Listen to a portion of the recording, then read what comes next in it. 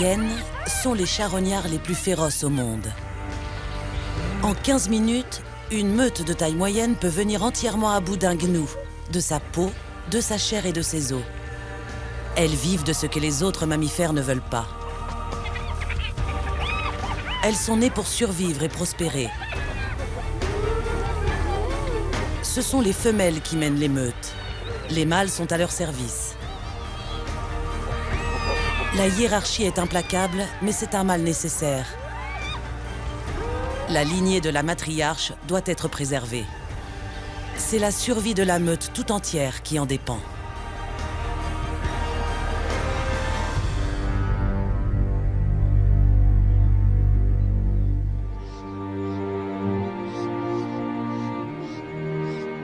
La Zambie est un immense pays. Plus grand que n'importe quel pays d'Europe. On y trouve une faune extrêmement variée. Lions, léopards, guépards, chiens sauvages, gnous, zèbres et girafes n'en sont que quelques exemples.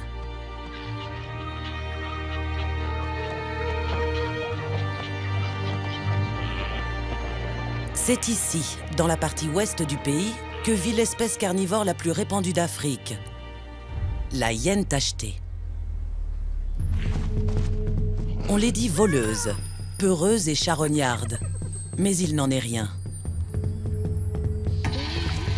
Les hyènes sont des opportunistes.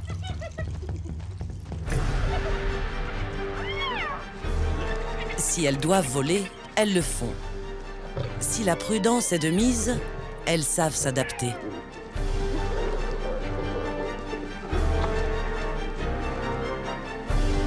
Elles ne sont jamais contre un repas inopiné, même s'il s'agit des restes du festin d'un autre prédateur. Les hyènes tachetées sont de très bonnes chasseuses qui n'ont peur de rien.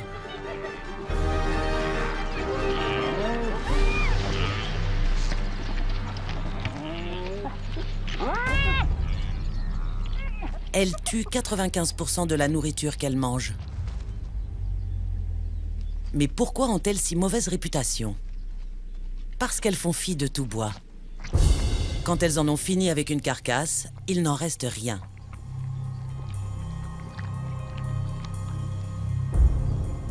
Elles ne sont pas seulement de bonnes chasseuses. Elles sont efficaces dans tout ce qu'elles entreprennent. La vie au sein d'une meute de hyènes est très organisée et hiérarchisée. Il s'agit d'un système matriarcal où les femelles dirigent et dominent les mâles.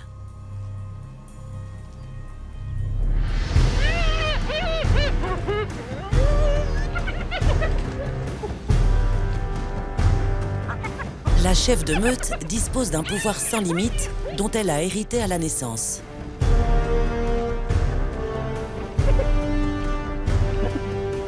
Elle le tient de sa mère, qui l'a elle-même hérité de sa grand-mère et de son arrière-grand-mère avant elle.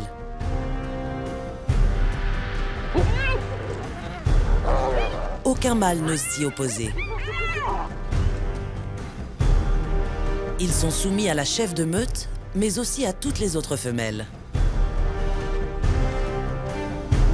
Même le plus dominant des mâles reste assujetti à la moins dominante des femelles.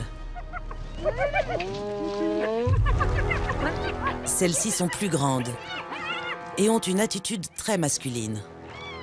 Leurs organes sexuels secondaires sont comparables. Ceci s'explique par une augmentation du taux de testostérone chez la femelle au stade fœtal. Physiquement, il est très difficile de dissocier les mâles des femelles. La principale différence réside dans leur comportement. Les femelles dirigent et les mâles se soumettent.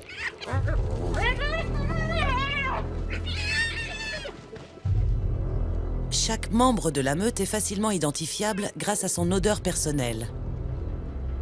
Quand ils s'approchent les uns des autres, ils se saluent tous de la même façon. C'est un rituel qui renforce leurs liens sociaux ainsi que la hiérarchie de la meute.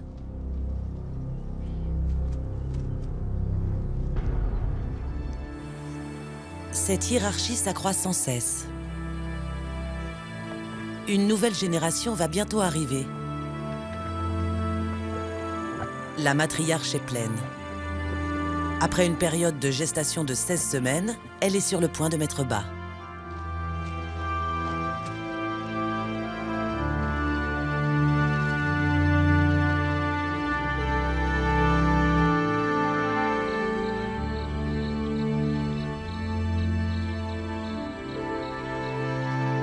Les autres femelles auront également des petits, mais ceux de la dominante seront plus agressifs et plus directifs.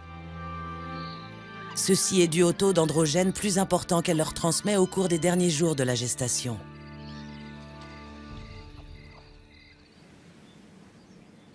Les hyènes sont parfaitement adaptées à leur structure sociale et à leur environnement. Elles utilisent leur vue, leur odorat et leur ouïe pour chasser.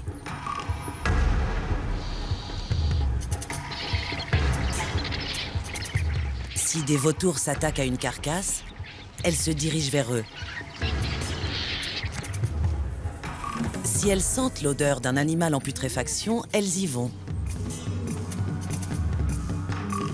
Si elles entendent d'autres prédateurs en train de tuer ou de se nourrir, elles sont là, même si elles doivent parcourir 10 km. Une fois sur place, elles mangent tout, de la peau en passant par les sabots jusqu'aux dents.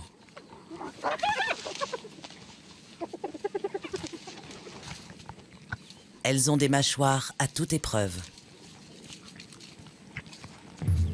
Lorsqu'elles chassent seules, elles se nourrissent de petites proies, oiseaux, lièvres, renards, chacals, serpents et même poissons.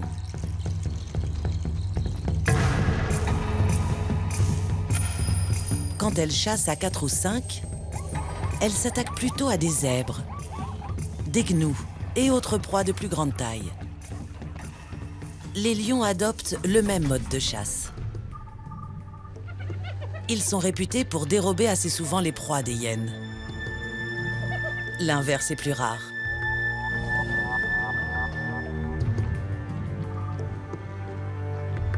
Cette compétition entraîne des conflits et des confrontations qui peuvent être fatales. Un lion ne peut rivaliser face à plusieurs hyènes, mais il dominera dans un face-à-face. C'est inéluctable.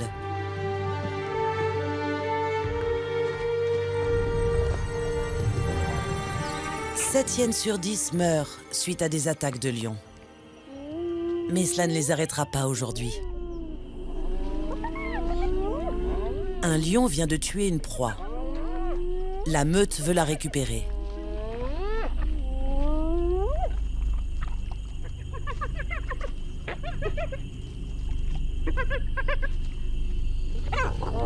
Le lion a beau faire preuve de force, les hyènes sont plus nombreuses. Elles approchent prudemment, elles observent, elles analysent.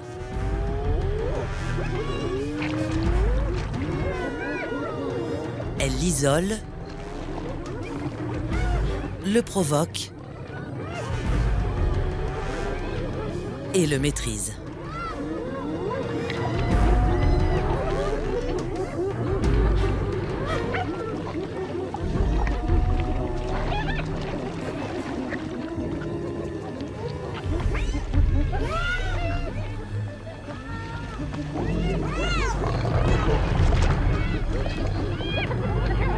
Elles n'en ont pas encore terminé.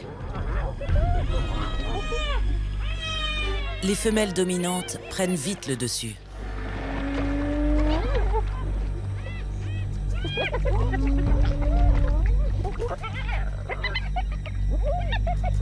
Elles se sont arrogées sa proie.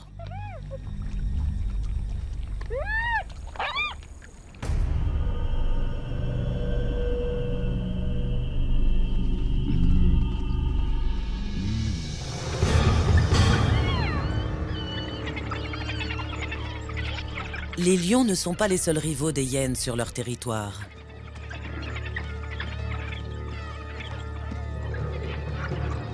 Un mâle entend un cri de détresse. Il provient des arbres. La dominante a tué une proie Mais elle n'est pas seule. Les chiens sauvages la veulent et ils sont nombreux. Elle n'abandonne pas, mais sa gestation la rend vulnérable. Un repas ne vaut pas la peine de se blesser ou de mettre la santé des futurs petits en danger.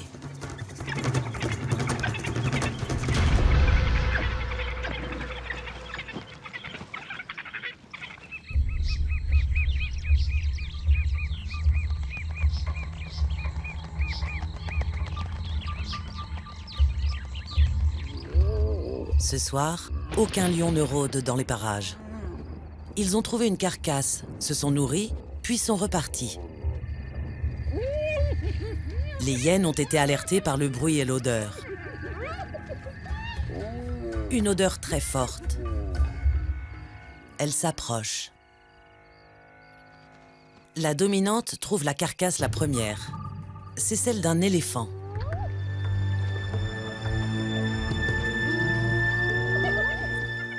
D'autres membres de la meute la rejoignent. Il y a de quoi nourrir tout le monde.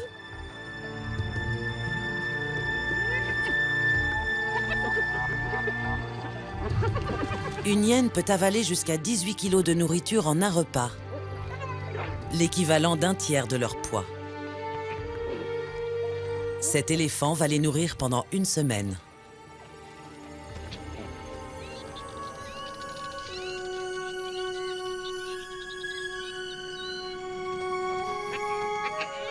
Deux semaines plus tôt, 3 petits ont rejoint la meute.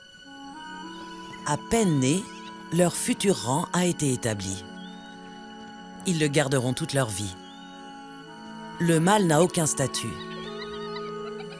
À 2 ans, il quittera la meute comme la majorité de ses congénères. Sa petite sœur est née avec un moindre statut. Elle reste cependant prédominante sur lui et sur tous les mâles de la meute. Cette petite femelle est la première née de la portée. Elle deviendra dominante un jour. C'est son privilège de naissance. Elle est l'héritière.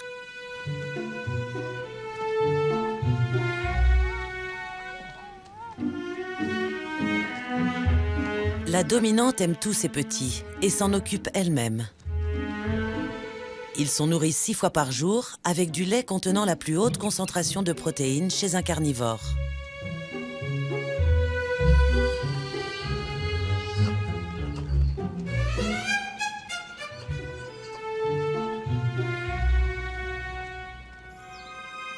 L'héritière occupe une place privilégiée. Elle le sait.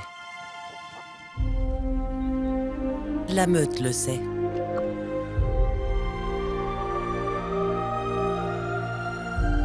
On la vénère et on la protège.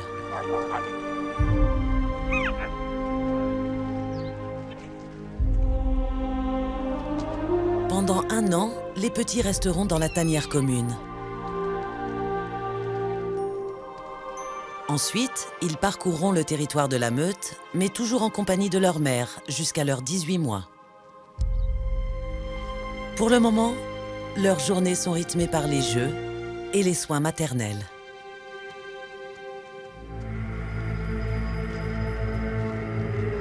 La chasse est le quotidien de la meute.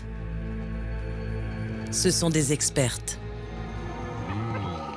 Les hyènes tachetées peuvent courir à une vitesse de 60 km/h et sont extrêmement endurantes.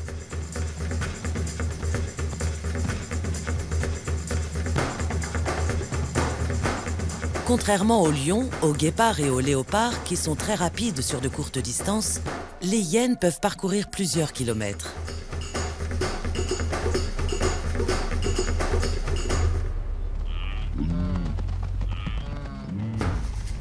Leurs proies sont parfois plus rapides, mais elles finissent toujours par les rattraper.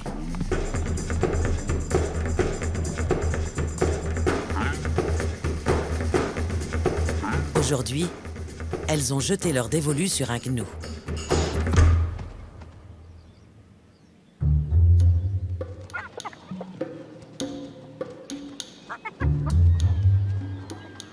Les petits sont âgés de quelques semaines. Toujours nourris, ils jouent. Ils prennent des forces chaque jour.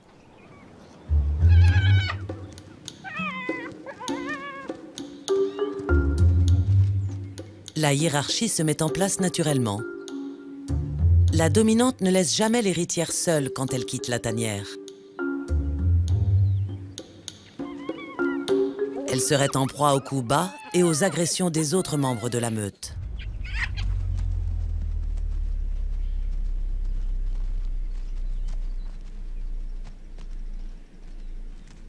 La dominante s'occupera de ses petits jusqu'à ce qu'ils aient 1 an.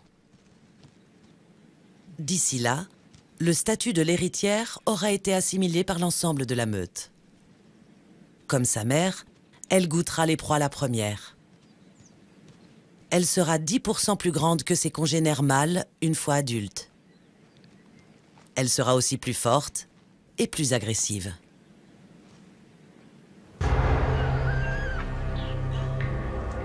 Certains n'ont pas autant de chance. Cette femelle a mis bas il y a peu. Elle n'a qu'un seul petit, une femelle. Mais celle-ci ne représente rien au sein de la meute, contrairement à l'héritière. Pourtant, elle reste prévalente sur les mâles plus âgés.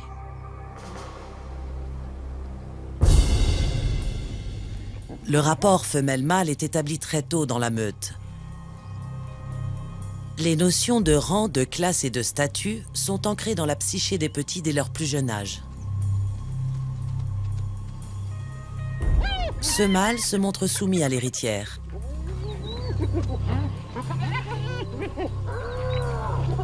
Il sait qu'elle lui est supérieure.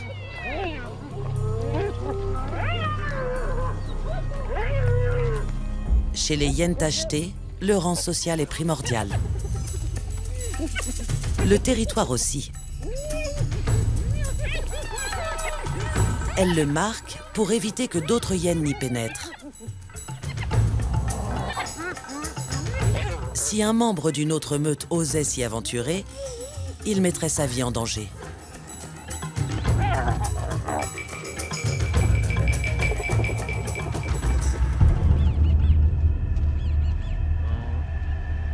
Ce mâle en est le parfait exemple.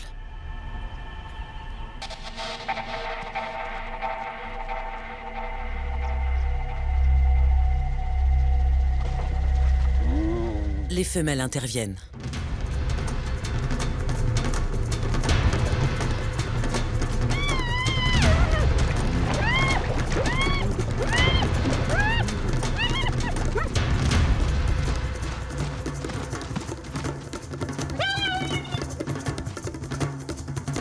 Cette fois-ci, il s'en sort sans heurts.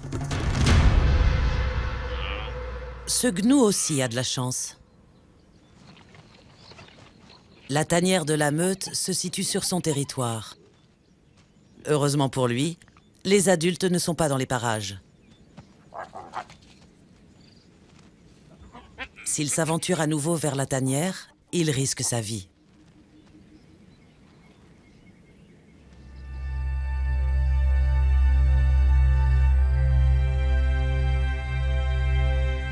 Une baby-sitter s'occupe des petits pendant que la dominante chasse.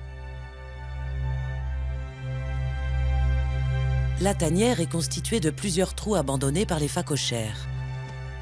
Les petits peuvent circuler librement dans les tunnels en toute sécurité. La nuit, ils y dorment pour échapper aux prédateurs. Pourtant, le risque demeure. La pluie s'est mise à tomber subitement et violemment. Elle ne cessera pas pendant les prochains jours et ira jusqu'à inonder l'ensemble du territoire.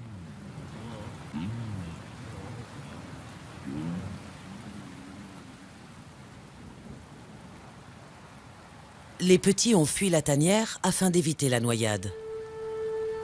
Malheureusement, pas tous. Celui de la femelle de faible rang n'a pas réussi à trouver la sortie.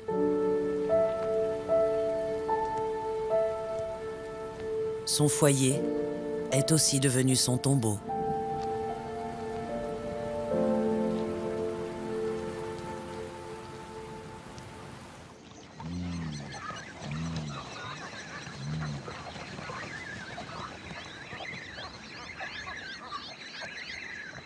Une fois la pluie passée, la vie reprend son cours. Malgré son caractère tragique, la mort du petit n'a en rien bouleversé la vie de la meute. Leur vie est très routinière.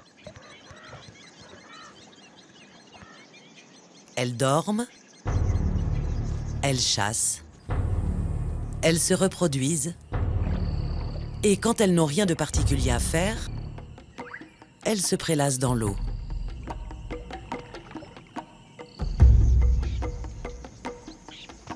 À la différence des lions, les hyènes adorent l'eau.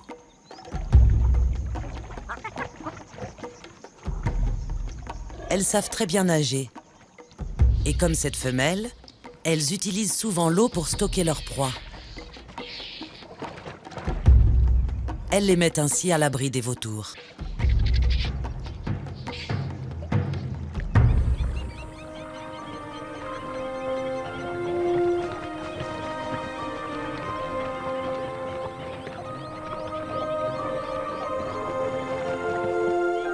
Les petits n'ont de cesse de devenir indépendants. Comme tous les jeunes, ils sont aventureux, énergiques et curieux de tout. Pour ces oiseaux, ils sont une nuisance.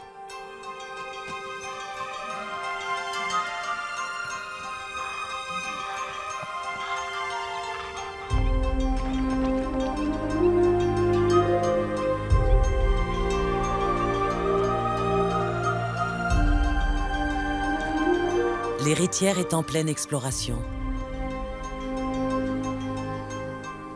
Elle vient de faire une nouvelle découverte.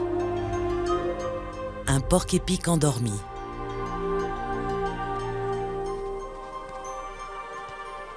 Poussée par la curiosité, ses frères et sœurs la rejoignent.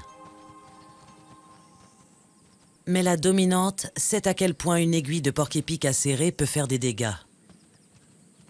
Elle les renvoie aussitôt vers la tanière. Fini de jouer pour aujourd'hui.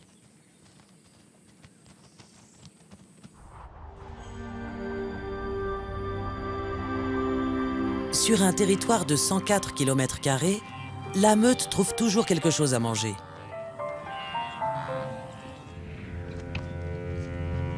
Les hyènes ne sont pas les seules à vouloir en profiter.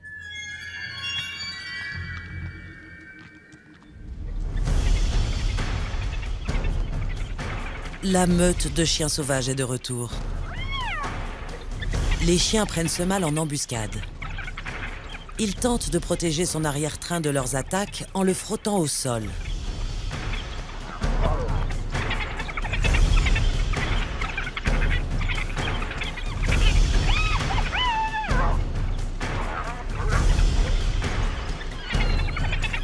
Mais il est seul et est contraint d'abandonner son repas.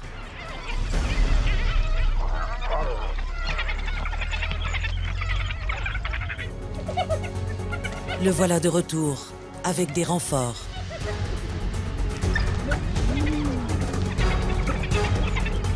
La meute reprend son dû.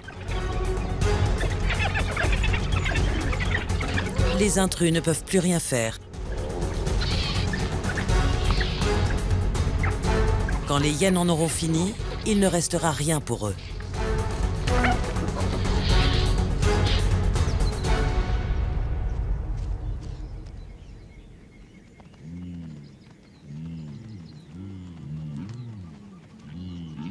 Quand il s'agit de chasser, leur instinct de tueuse est prépondérant.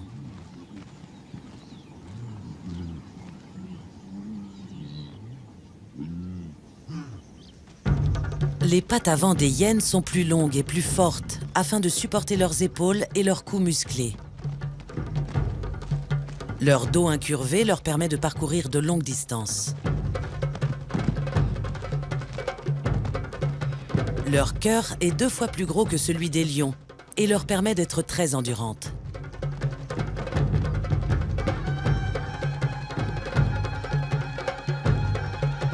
Elles ne courent pas plus vite que leur proie, mais elles les épuisent.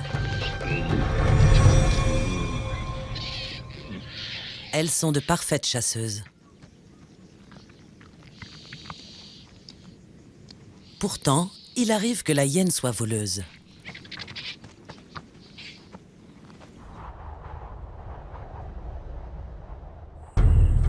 Ces guépards viennent de tuer une proie. Un membre de la meute veut s'en emparer. Et il y parvient.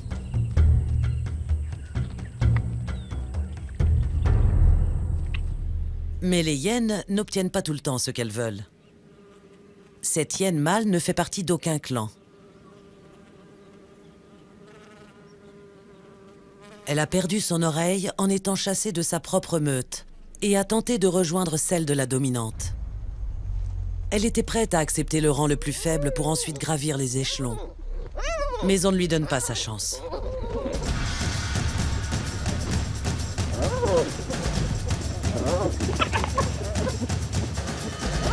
La dominante et les autres femelles l'expulsent.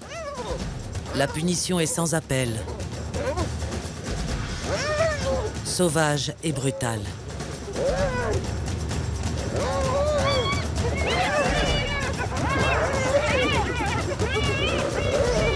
Elle apprend à ses dépens une terrible leçon.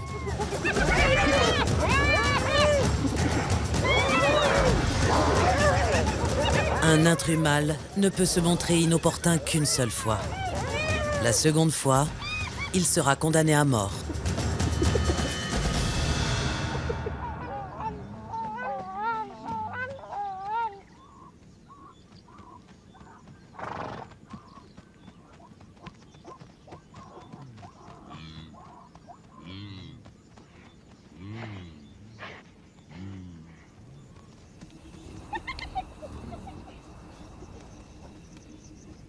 Dans la tanière, tout est calme.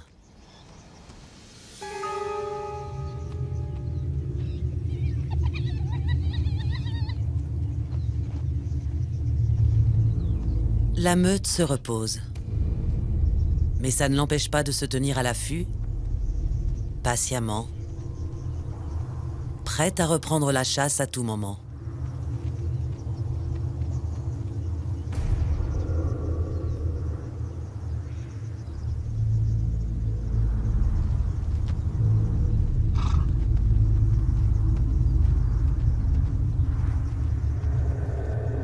La dominante repère une proie.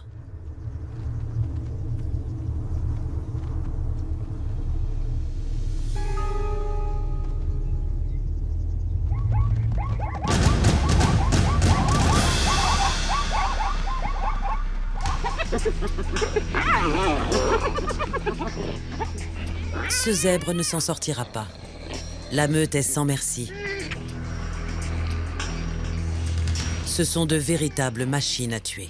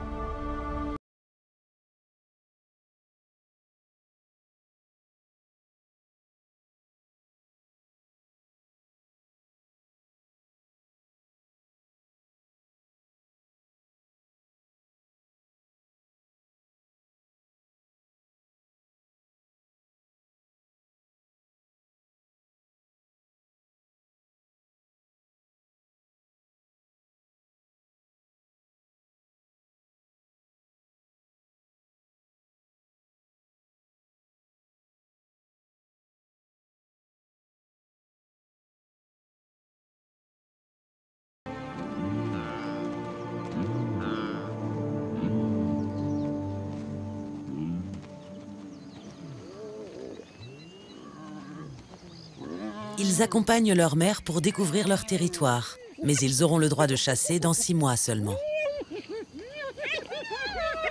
Pour le moment, ils doivent se contenter de ce que les autres membres de la meute leur apportent. Aujourd'hui, ils devront attendre la nuit, lorsque la meute repartira chasser. Les hyènes sont des opportunistes. Elles peuvent partir à la chasse à n'importe quelle heure du jour ou de la nuit. Tout dépend de ce qu'il y a à disposition.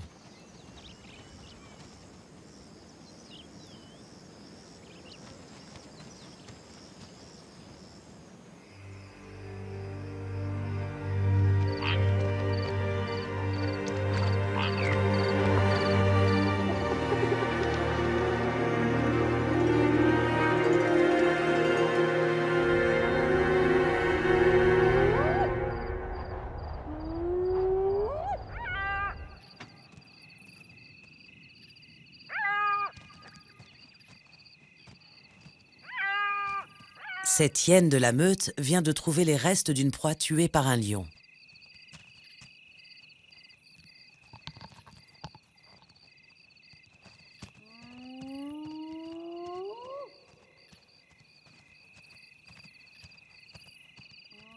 Ce chacal veut également profiter du festin. Mais lorsque la meute arrive, il n'a plus qu'à fuir.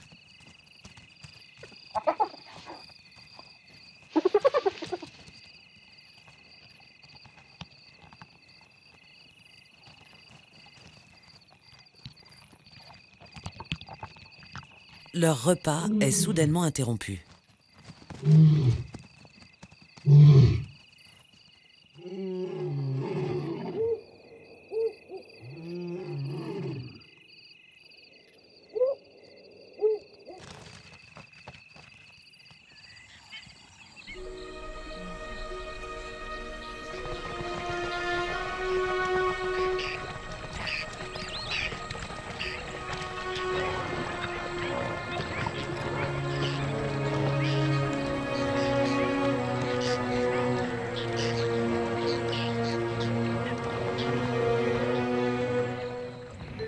Les petits ont goûté à la viande pour la première fois cette nuit. Ils sont impatients de dévorer les fruits de la prochaine chasse. En attendant, leur matinée est faite de routine et de rituels.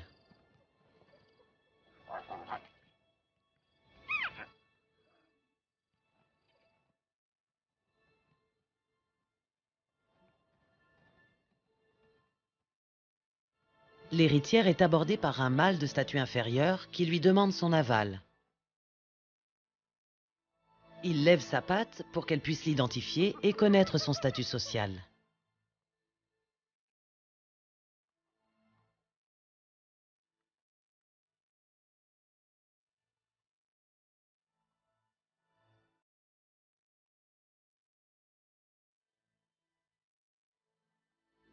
La vie est rude pour les hyènes mâles.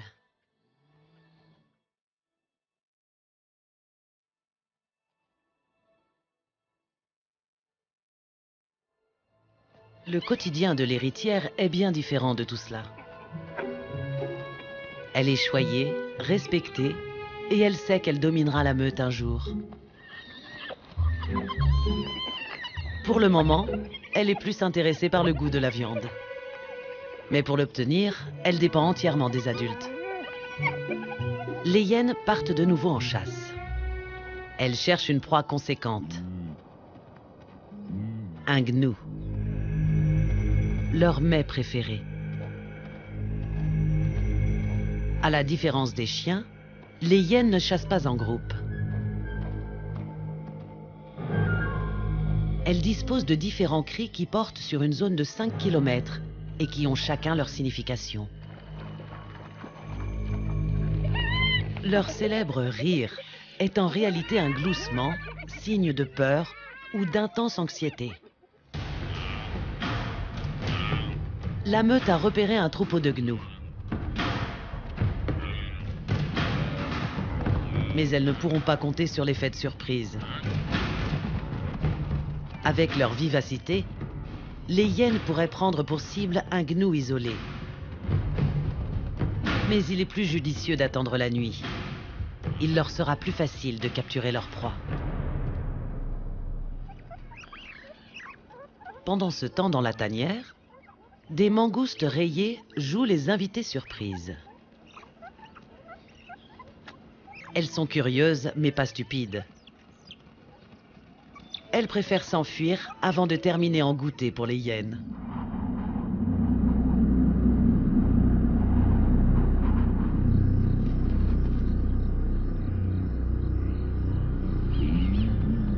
À la tombée de la nuit, les gnous cessent de paître.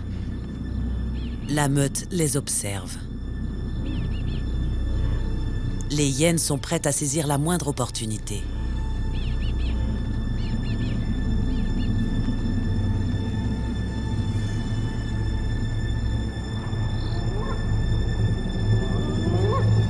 La pénombre s'installe.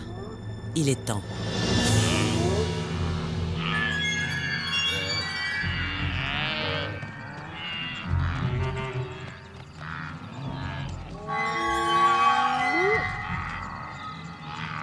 Les gnous savent qu'elles sont tapies quelque part. Ils les sentent, ils les entendent. La panique s'installe et ils tentent de s'enfuir.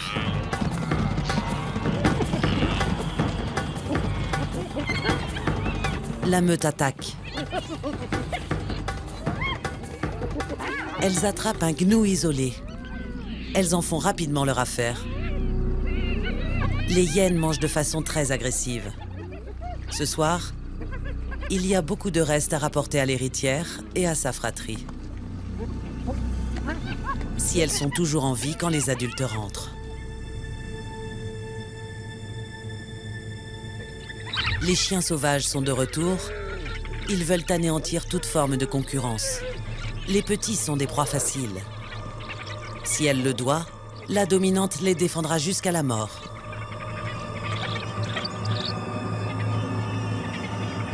Mais cette fois, ce ne sera pas nécessaire.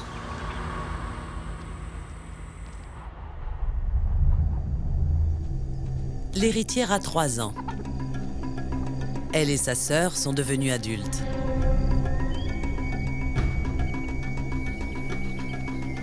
Son frère a quitté la meute 1 an plus tôt, quand il est arrivé à maturité sexuelle. Comme la plupart des mâles, il est parti en quête d'une autre meute, dans l'espoir d'être accepté et de se reproduire. L'héritière est en âge de concevoir. Elle peut réaliser son destin, qui est aussi celui de la meute. Elle ne deviendra dominante qu'à la mort de sa mère et profite de la vie avant de devenir mère à son tour. Avant tout, elle doit choisir un partenaire avec qui s'accoupler. Son choix se porte sur un mâle né dans la meute, le plus ancien de tous. Un autre mâle désire ses faveurs.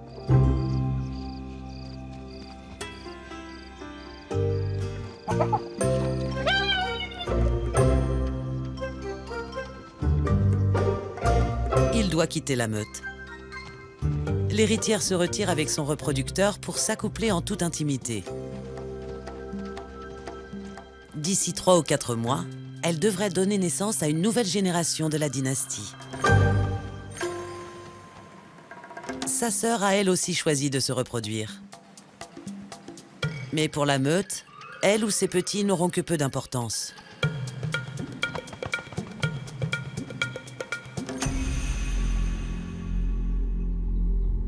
Nous sommes au mois de juin. C'est la saison sèche en Zambie de l'Ouest.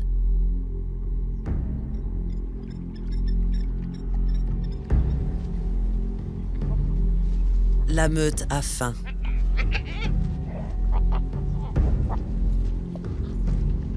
Leurs proies habituelles, les zèbres et les gnous, migrent et s'éloignent de leur territoire.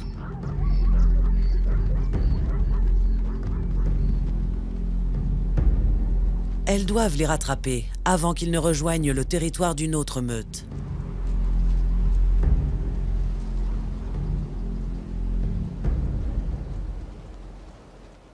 Le voyage durera entre 3 et 10 jours.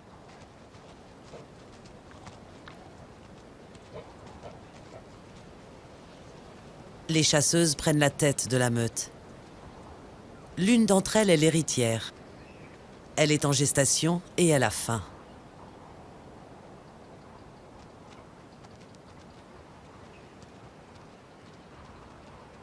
L'héritière chasse en binôme avec une autre femelle de la meute. Pour le moment, elles n'ont rien trouvé. La journée semble interminable.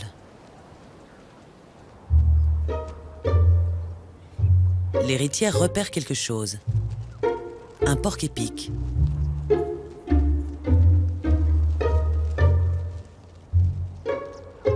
Le risque est trop grand pour si peu de viande.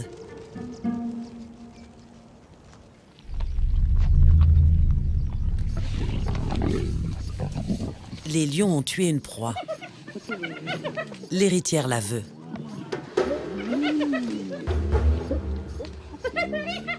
Deux contre deux. Ça semble mal parti. Les hyènes appellent des renforts.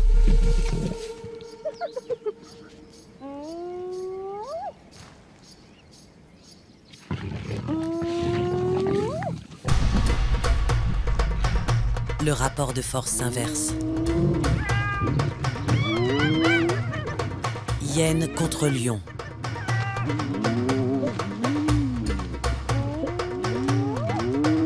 Une lutte hors d'âge.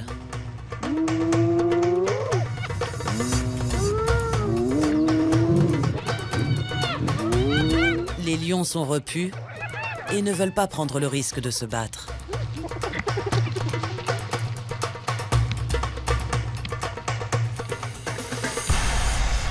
Un intrus les rejoint.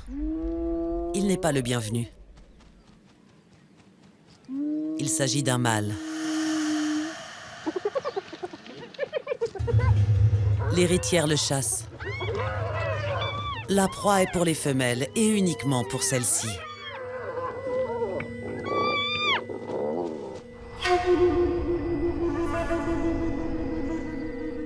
Il est trop tard pour continuer. La meute se couche pour la nuit dans un abri de fortune. Il semble sûr. Un brin de toilette et au lit. Une longue journée les attend le lendemain.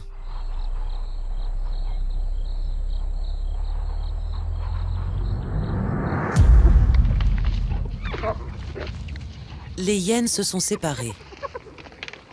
Deux d'entre elles ont réussi à tuer des proies.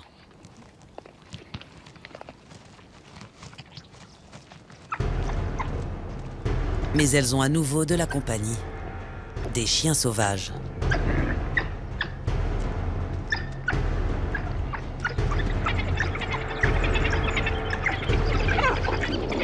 Tout le monde a faim. Et personne ne veut lâcher prise.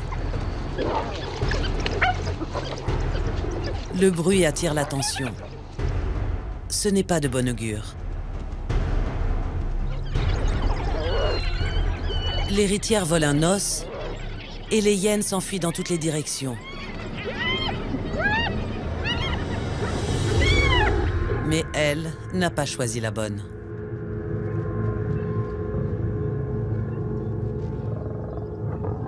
Le lion l'étouffe. Sa vie lui échappe, ainsi que celle des petits qu'elle porte. Que va-t-il advenir de la meute à présent?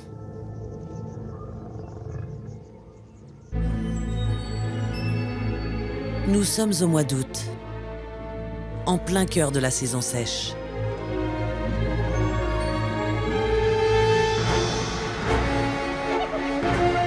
La nourriture se fait rare et personne n'est prêt à partager, surtout pas avec un intrus comme ce chacal.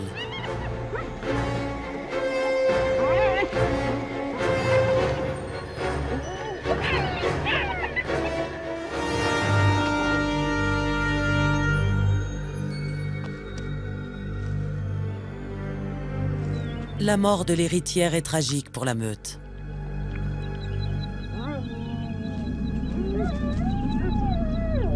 C'est sa sœur qui la remplace.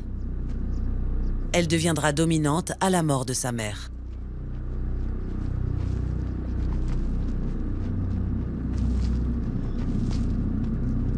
Ces petits devraient naître d'un jour à l'autre. Ils étaient destinés aux basses classes de la société.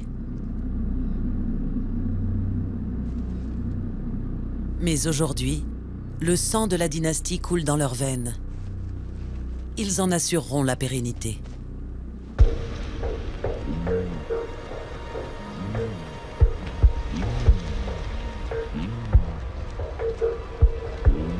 Quelques hyènes sont partis chasser.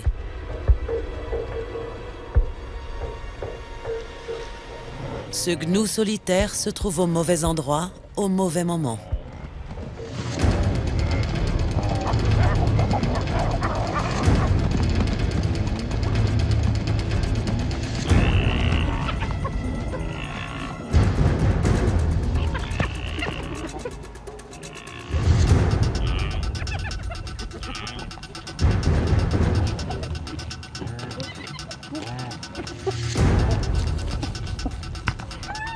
Sa mort est rapide. Il n'en restera bientôt plus rien.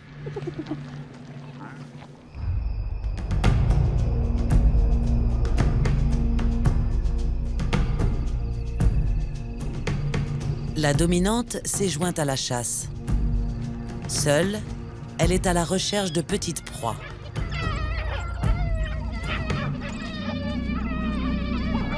Quelque chose attire son attention.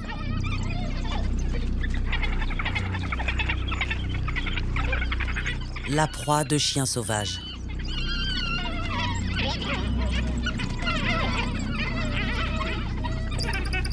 Ils sont trop nombreux. Elle préfère éviter le conflit. Erreur fatale.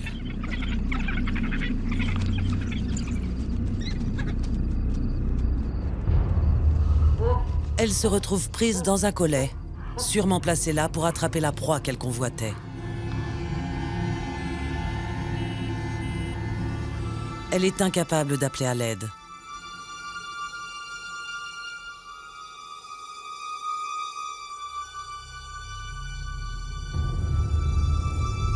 Elle est seule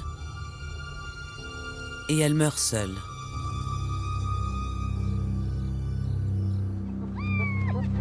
La dominante n'est plus. La sœur, née sans statut, est passée soudainement de nouvelle héritière à dominante de la meute.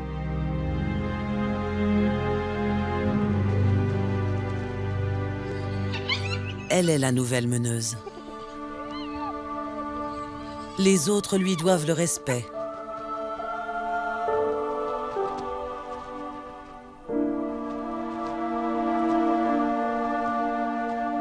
C'est désormais sa meute. Et elle vient de donner naissance à 3 petits. Les 2 premiers sont des mâles, pas de statut, aucune importance. Cette petite est l'avenir de la dynastie. Elle sera dominante et dirigera ses semblables. Cela prendra du temps, mais tel est son destin. De mère en fille et de génération en génération. Cette société menée par les femelles perdurera. Les dominantes se succéderont. Les hyènes tachetées continueront à chasser et à tuer pour la survie de l'espèce.